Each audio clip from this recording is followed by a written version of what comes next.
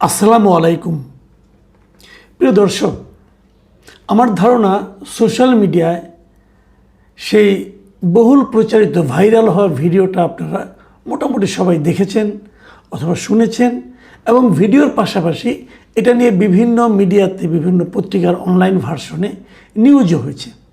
ঘটনা হলো রাজশাহীর দাউকান্দি সরকারি কলেজে অধ্যক্ষ এবং একজন নারী শিক্ষককে মারধর করা এবং কার্যালয়ে ভাঙচুর করা। এবং ওই নারী শিক্ষককে যে মারধর করছে একজন লোক, এক ভদ্রলোক, উনি হাতে স্যান্ডেল দিয়ে তাকে পিটাচ্ছিলেন। সেই দৃশ্যও কিন্তু অধ্যক্ষের কক্ষে বসেই সেই দৃশ্যও কিন্তু আমরা সবাই দেখেছি। এরই মধ্যে কয়েকটা ভার্সন পাওয়া গেছে, এক একজন এক এক কথা বলছে। অনেকে বলছে এই নারী শিক্ষিকাই নাকি প্রথমে আপনার ওই বিরোধটা শুরু করেছিল, গালাগালি করেছিল, কাকে থাপ্পড় মেরেছিল, এগুলো বলা বলি হচ্ছে। আবার এই যে দৃশ্যটা খুব বেশি দেখা গেছে, জুতা পিটার ব্যাপারটা, যেটা স্যান্ডেল দিয়ে পিটিয়েছে নারী শিক্ষককে, সেই ঘটনার পরেও নাকি আরেকটা দফা মারামারি হয়েছে। আবার ওরা যারা এখান থেকে ছিল এসে তারা আবার বাইরে যেয়ে নিজেদের লোকবল নিয়ে এসে তখন এই শিক্ষককেও পিটিয়েছে, আবার ওখানকার যে প্রিন্সিপাল তাকেও পিটিয়েছে। এবং এই পেটানোর পর শিক্ষক এবং প্রিন্সিপালের রক্তাক্ত দেহ একটা ভিডিও আমি দেখলাম, রক্তাক্ত অবস্থায় তারা বসে আছেন। তারপর তাদেরকে চিকিৎসার জন্য রাজশাহী মেডিকেল কলেজে পাঠানো হয়েছে, ওখানে চিকিৎসা হচ্ছে কি, নিশ্চয়ই পরে মামলা টামলা কিছু একটা হবে জানি না। তো যারা এখানে এই কাজ অপকর্মটা করেছে তাদের মোটামুটি প্রাথমিক পরিচয় হলো তারা বিএনপির রাজনীতির সঙ্গে জড়িত। কেবল এটুকু বললে শেষ হয় না, আমি বরং অন্যভাবে বলি, তারা সরকারি দল যে বিএনপি তার রাজনীতির সঙ্গে জড়িত। কেবল বিএনপির কিন্তু কোনো মূল্য নাই, সরকারি দল হলে মূল্য আছে। আমাদের সমস্যাটা হলো ওই জায়গায়। এই বিএনপি গত 15 বছর কোথায় ছিল? এই বীর পুঙ্গবরা, এই বিশিষ্ট বীর স্যান্ডেল হাতে নারীকে পিটায়, তারা গত 15 বছর কোথায় ছিল? কোথাও পাবে না। তখন তারা সবাই ইদরে করতেছিল। যেই তার দল সরকার এসেছে সেই মাত্র তারা সব এক একজন মহা ক্ষমতাবান রুস্তমে পরিণত হয়েছেন। যার ইচ্ছা তারা ধমক দেয়, যার ইচ্ছা তারা পিটায়, স্যান্ডেল পিটা করে, নারীকে মারে, নারীর গায়ে হাত তুলে। আপনারা তো বলবেন আমি নারী শব্দটাকে আলাদা করে দেখছি কেন? হ্যাঁ, আলাদা করে দেখবো, আলাদা করে অবশ্যই দেখবো। সারা দুনিয়াতেই দেখে তো, সারা দুনিয়াতে 3টা মানুষের মধ্যে 3টা গ্রুপকে সম্পূর্ণ আলাদাভাবে দেখা হয় এবং তাদের গুরুত্ব সম্পূর্ণভাবে বাড়তি দেওয়া হয়। সেই 1 নম্বর কি শিশু, 2 নম্বর হলো বৃদ্ধ, 3 নম্বর হলো নারী। শিশু, বৃদ্ধ এবং নারী, এদেরকে আলাদা গুরুত্ব দিতে হবে আপনাকে, এটাই নিয়ম। তো যতদিন তারা সরকারি দলে না ছিল ততদিন কিন্তু তাদের এই বাহাদুরিটা দেখা যায় নাই। এখন সরকারি দলে হওয়াতে তারা সবাই এক একজন বাহাদুর হয়ে গেছে, আইন নিয়ে তাদের কোনো মাথা ব্যথা নাই। দেখেন, যেদিন এই ঘটনা ঘটেছে সেদিন কিন্তু ওই কলেজে ডিগ্রি পরীক্ষা চলছিল এবং ডিগ্রি পরীক্ষা উপলক্ষে সেখানে 144 ধারা জারি ছিল। তো যেখানে 144 ধারা জারি, সেখানে এই লোকগুলি ওই কলেজে ঢুকলো কীভাবে? কোন আইনে ঢুকলো? কে ঢুকতে দিল? এবং ঢোকার পর তারা কিন্তু বসে থাকলো কীভাবে? এগুলো জবাব কিন্তু কেউ দিচ্ছে না। আবার ধরেন আরও অনেকগুলি বিষয় এখানে কিন্তু আছে। সেই বিষয়গুলো জানা গেছে কি, যে ওখানে একজন নাকি মৎস্য ব্যবসায়ী গিয়েছিল এবং ওই মৎস্য ব্যবসায়ী এই শিক্ষককে পিটিয়েছেন এবং পরে এই মৎস্য ব্যবসায়ী সে লুঙ্গি পরে গিয়েছিল। কিন্তু লক্ষ্য করেন তো, কলেজে মৎস্য ব্যবসায়ীর কাজটা কি? মাস্তানি করতে গেছে। পরে তার ছেলেরা আরও বড় মাস্তান, তারা এসে পরে তাদেরকে আবার পিটিয়েছে। তো এই ঘটনার পর বিএনপি একটা তাৎক্ষণিক সিদ্ধান্ত নিয়েছে। আমি দেখলাম যে রুহুল কবির রিজভী ওনার স্বাক্ষরে একটা সিদ্ধান্তের বিজ্ঞপ্তি দেখলাম। ওনারা জয়নগর ইউনিয়ন বিএনপির যে সহসভাপতি আকবর আলী, তার বিরুদ্ধে অ্যাকশন নিয়েছে এবং তাকে বিএনপি প্রাথমিক সদস্য সহ সব পর্যায়ের দলীয় পদ থেকে বহিষ্কার করছে। মনে হচ্ছে ভালো, আচ্ছা ভালোই। আচ্ছা, আমরা একটু বরং দেখি যে বিভিন্ন রিপোর্ট যেগুলি বেরিয়েছে পত্রিকার। আমি একটা পত্রিকার রিপোর্টের কথা বলি, প্রথম আলো পত্রিকার কথা বলছি। প্রথম আলো রিপোর্টে এই ঘটনার জন্য তারা কাকে দায়ী করেছে একটু দেখি আমরা। সেখানে ওনারা প্রত্যক্ষদর্শী সূত্রে জানা গেছে, প্রত্যক্ষদর্শী বরাত দিয়ে তারা বলছে, স্থানীয় একজন মৎস্য ব্যবসায়ী বিএনপির কর্মী শাহাদাত আলী এই প্রদর্শক আলিয়া খাতুনকে স্যান্ডেল দিয়ে পিটিয়েছেন। শাহাদাত আলীর ছেলে লিটন ও কর্মচারী মাহবুর কলেজের অধ্যক্ষ ও প্রদর্শক আলিয়া খাতুনের উপর হামলা চালান। হামলার নেতৃত্ব দিয়েছেন জয়নগর ইউনিয়নের 4 নম্বর ওয়ার্ড বিএনপির সভাপতি এজদার, জয়নগর ইউনিয়ন কৃষক দলের সভাপতি জয়নাল আবেদিন, ব্যবসায়ী আফাজউদ্দিন প্রমুখ। কিন্তু এখানে কিন্তু আমি বুঝলাম না জয়নগর বিএনপির সহসভাপতি আকবর আলী কোত্থেকে আসলো। প্রত্যক্ষদর্শীর বক্তব্যে কিন্তু আকবর আলীর নাম নাই, অন্যদের নাম আছে, কিন্তু এই সহসভাপতিকে বিএনপি কেন্দ্রীয় কমিটি বহিষ্কার করেছে। তারা এত দ্রুত কোথায় সিদ্ধান্তটা পেলো, কি পড়লো, কি দেখলো, কি জানলো, আকবর আলীকে তারা কেন বহিষ্কার করলো, এটা আমি এখন পর্যন্ত বুঝতে পারলাম না। এখন ঘটনা হচ্ছে এগুলো কেন হচ্ছে, আমি কিন্তু খালি একটা কলেজের কথা বলছি না। আপনারা দেখেন গত কয়েকদিন আপনারা নিশ্চয়ই খেয়াল করেছেন, কিন্তু এই তো কয়েকদিন আগে, সম্ভবত এক সপ্তাহখানেক আগে, সপ্তাহ অথবা 1.5 সপ্তাহ আগে, এই এপ্রিল মাসের 12-13 তারিখের ঘটনা হবে। এই ব্রাহ্মণবাড়িয়া নবীনগরে এই রাস্তার নিম্নমানের কাজ নিয়ে প্রশ্ন করায় স্থানীয় সরকার প্রকৌশল অধিদপ্তরের একজন প্রকৌশলীকে ওখানকার ঠিকাদার মারধর করছে, বাঁশ দিয়ে দৌড়িয়ে তাকে ওখান থেকে দূর করে দিচ্ছে। এই দৃশ্য কিন্তু ভিডিও আমরা দেখছি, এটা যে ঠিকাদার বাঁশ দিয়ে প্রকৌশলীকে দৌড়াচ্ছে, কারণ প্রকৌশলী প্রশ্ন করেছিল যে কাজের মান নিম্নমানের কাজ হচ্ছে, কাজ এটা করা যাবে না। হয়তো এর পেছনে বিহাইন্ড দ্য সিন অনেক ঘটনাও থাকতে পারে, আমি জানি না। এগুলি তো হয়, প্রকৌশলীরা ঘুষ টুস চায়, ঘুষ টুস খায়, খেয়ে পরে আবার তারপরে আবার আটকায়, অনেক আছে। কাজে যারা ঠিকাদার তারা হয়তো বিরক্ত হয়ে অনেক কিছু করতেও পারে, আমি জানি না বিহাইন্ড দ্য সিন কী আছে। কিন্তু আমার প্রশ্ন হলো, বিহাইন্ড দ্য সিন যাই থাকুক না কেন, আপনি একজন লোককে প্রকাশ্য দিবালোকে বাঁশ দিয়ে পিটানোর জন্য বাঁশ দিয়ে দৌড়িয়ে নিয়ে যেতে পারেন, এটা কেন? আবার তার 2 দিন পরেই দেখলাম 17 তারিখে এপ্রিল মাসের কুমিল্লার 14গ্রাম উপজেলার একটা মাদ্রাসায় একজন তরুণ শিক্ষককে মানে একটা কক্ষের দরজা জানলা বন্ধ করে অন্য একজন শিক্ষক মারধর করছে। কেন?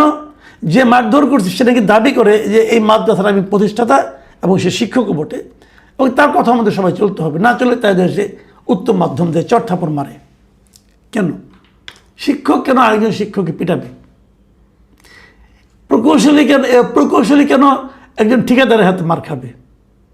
অথবা একজন মৎস্য ব্যবসায়ী সে কেন একজন শিক্ষকের গায়ে হাত তুলবে? যে ভিডিওটা আমরা দেখেছি যে আপনার জুতো দিয়ে ওই শিক্ষককে পেটানো হচ্ছে, সেই ভিডিওতে যখন আমি দেখি, যখন তাকে পেটানো হয়, ওখানে কিন্তু প্রিন্সিপাল ছিলেন কলেজের, আরও প্রায় 7-8 জন ভদ্রলোক ছিলেন, এবং এই ঘটনার সময় তারা কেউ দুজনের কাউকেই ফেরানোর চেষ্টা করেন নাই, কেউ না, ওই স্যান্ডেলওয়ালা কেউ না, অথবা ওই শিক্ষিকাও না, কেউ কাউকে তারা থামানোর চেষ্টা করেন নাই। মানে তারা ঘটনাটা ঘটতে দিয়েছেন, মজা নিয়েছেন আর কি, মজা। তো এই যে বাস্তবতাটা, এটা আসলে কী প্রমাণ করে? আমরা কি একটা অস্থির জাতিতে পরিণত হয়েছি? কিছু হলে গায়ে হাত তুলি। আপনি তো কারো গায়ে হাত তুলতে পারেন না আইন অনুযায়ী, কারো গায়েই না ভাই। আপনি একজন রিক্সাওয়ালার গায়ে হাত তুলতে পারেন না, আর রিক্সাওয়ালাকে চড়থাপড় মারাটাকে নিয়মিত ঘটনায় পরিণত হয়েছে। পারেন না, কিন্তু আপনি করেন তো। কেন করেন? পৃথিবীর অন্য কোনো দেশে আপনি এই ধরনের পাবেন না। আপনার সঙ্গে আমার মিলল না, আমি আপনার সঙ্গে থাকবো না, চলে যাব। আপনি আমার বিরুদ্ধে কোনো বেআইনি কাজ করেছেন, আমি পুলিশের কাছে যাব, আদালতের কাছে যাব, আমি অথবা গ্রাম্য লোকের কাছে, স্থানীয় মাতবরের কাছে এই বিচার দেব, সালিশ হবে। আপনি তাৎক্ষণিক ব্যবস্থা নিয়ে নিচ্ছেন কেন? দুটো কারণে হয়। একটা কারণ হলো, যে পিটায় সে জানে আমি পিটালে আমার কোনো বিচার হবে না, কারণ আমার দল ক্ষমতায়, অতএব আমি পিটাতেই পারি, আমাকে তো কেউ কিছু করতে পারবে না, কারণ আমার হাতে ক্ষমতা আছে, সরকার আছে আমার। পুলিশ তো আমাকে দেখলেও আমাকে ধরবে না, পুলিশ তো আমাকে মারবে না, কাজে আমি পিটাতে পারি। আর দ্বিতীয় কারণ হলো যে আমার রাগ উঠে গেছে, এটা নিয়ে পরে হয়তো আমি বিচার পাবো না, মুরব্বীরা থামিয়ে দেবে, তো এখন রাগ উঠেছে, এখনই ঝালটা মিটিয়ে নেই। এগুলি একটা মানসিক সমস্যা। এই মানসিক সমস্যা পুরো দেশে কিন্তু ছড়িয়ে গেছে। কেবল যে গ্রামে ওই কলেজে তা না, পুরো দেশে আমরা কিন্তু প্রতিনিয়ত দেখতেছি। তো এখান থেকে বাঁচবেন কী করে? আমি মনে করি এই পুরো ঘটনাটা এখন থামানোর দায়িত্ব হলো সরকারের। সরকারকে বুঝতে হবে।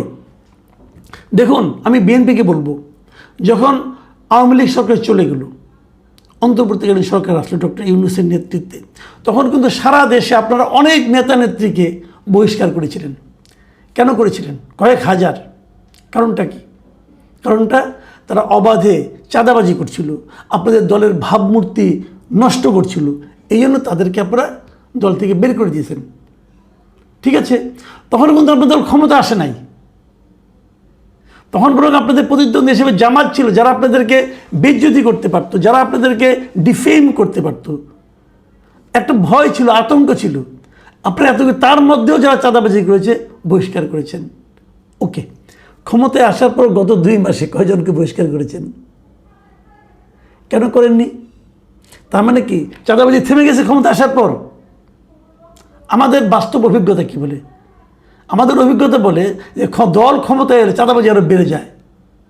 তখন ক্ষমতায় আসেনি, তারপরেও যে চাঁদাবাজি চলেছে, আপনি যখন ক্ষমতায় এসেছেন তখন চাঁদাবাজি তার চেয়ে কয়েক গুণ বেড়ে গেছে। তাহলে এখন বহিষ্কার করছেন না কেন? তার মানে আপনি ধরে নিয়েছেন যে 5 বছর তো জনগণের কাছে আর মাপ চাওয়ার দরকার নাই, 5 বছর জনগণের কাছে আর ভালো হওয়ার দরকার নাই, আমি তো জিতেই গেছি। আবার 5 বছরের মাথায় যে আবার একটু শক্ত হব, জনগণকে বোঝাবো যে আমরা আপনাদের দল। বিষয়টা কি তাই? এখন তো আগে তো জনগণ তো একটু রাও শব্দ করতো, আমার চাঁদাবাজি করছে, আমারটা নিয়ে যাচ্ছে। এখন তো সেই শব্দ করার তারা সাহস পায় না, কারণ ক্ষমতায় তো ওনারাই, কিছু করলে তো জুতা পিটা। একটা কথা বলি ভাই, সময় পাল্টে গেছে। আজকাল ইয়াং জেনারেশন আর নেতার কথা শুনে কাজ করে না। আজকাল ইয়াং জেনারেশন হাতে একটা তাদের মোবাইল থাকে, সে মোবাইলে পুরো বিশ্ব দেখে। সেই বিশ্ব দেখে তার নিজের দেশটা কেমন হবে এর তার একটা কল্পনা থাকে। সে সেরকমভাবে দেশটাকে দেখতে চায়। যখন দেখতে না পায়, দেশে যারা শাসক আছেন তাদের ব্যাপারে তাদের মনে একটা বীতশ্রদ্ধ অনুভূতি জন্ম হয়। সরকারকে এটা বুঝতে হবে। আপনার এই নেতাকর্মীরা একজন দানব হয়ে গেছেন। দানব দিয়ে জজ চালাতে পারবেন না। দানব দিয়ে মানুষকে ভয় দেখানো যায়, শাসন করা যায় না। দানব দিয়ে মানুষের কাছ থেকে ভালোবাসা পাওয়া যায় না। আপনার এই দানবদের আপনি থামাইতেও পারবেন না। এটা এত বড় দানব হয়ে গেছে, আপনার কথা কোনো মূল্য এদের কাছে নাই। আপনার মন্ত্রিসভাতেই নাই, আপনি অন্য কোথায় কি যাবেন? নাই তো মূল্য। তো আমি কিন্তু মানুষ কিন্তু দেখেন, যখন নাকি আওয়ামী লীগ সরকারকে সরিয়ে দেওয়া হয়েছিল, মানুষ কিন্তু একটা পার্থক্য আশা করছিল, ভেবেছিল নতুন একটা সময় আসবে। সেই পার্থক্য কি মানুষ দেখতে পাচ্ছে? একবার ভাবুন, নিজেকে প্রশ্ন করুন। আমি সরকারকে বলছি, আপনারা নিজেদেরকে প্রশ্ন করুন। আপনারা যে শাসন দিচ্ছেন, আপনারা যে সিস্টেম চালু করেছেন, এই সিস্টেম দেখে এদেশের মানুষ কি শেখ হাসিনা সরকারের তুলনায় আপনাদের মধ্যে কোনো পার্থক্য দেখতে পাচ্ছে? পাচ্ছে না। শেখ হাসিনা পুরো 15 বছর তারা কিন্তু কোনো রাজনৈতিক দলকে নিষিদ্ধ করে নাই। শেষ দিকে এসে কয়েকদিন আগে করছিল একটা, করে নাই কিন্তু আপনারা তাও করে দিয়েছেন একদম যাত্রা শুরুতেই। মানুষ পার্থক্যটা দেখতে পাচ্ছে না, বরং মানুষের কাছে, অনেকের কাছে আরও ভয়ঙ্কর সময়ের আশঙ্কা তাদের মধ্যে তৈরি হচ্ছে। আমি তাকিয়ে দেখেছি, আমি কিন্তু খুব একটা পার্থক্য দেখি না। এমনকি যারা নেতা আছেন, মূল নেতা আছেন, মন্ত্রী আছেন, তাদের মধ্যেও আমি একমাত্র প্রধানমন্ত্রী ছাড়া আর কারোর মধ্যে কোনো পার্থক্য দেখি না। আমি আগের প্রধানমন্ত্রী থেকে বর্তমান প্রধানমন্ত্রী তুলনা করলে আমি একজন বেটার লোককে দেখি, আর কাউকে দেখি না। কিন্তু যে এই জিনিসটা আপনাদের আত্মউপলব্ধি হয়েছে, না হলে আপনাদের সামনে বড় একটা বিপদ অপেক্ষা করছে। প্রিয় দর্শক, আমি জানি না আমার এই কথা কোনো মূল্য আছে কিনা শাসক দলের কাছে, কিন্তু আপনারা ভাবতে থাকুন যে সামনের দিনগুলোতে আমাদের কি দেখতে হবে। আল্লাহ হাফেজ।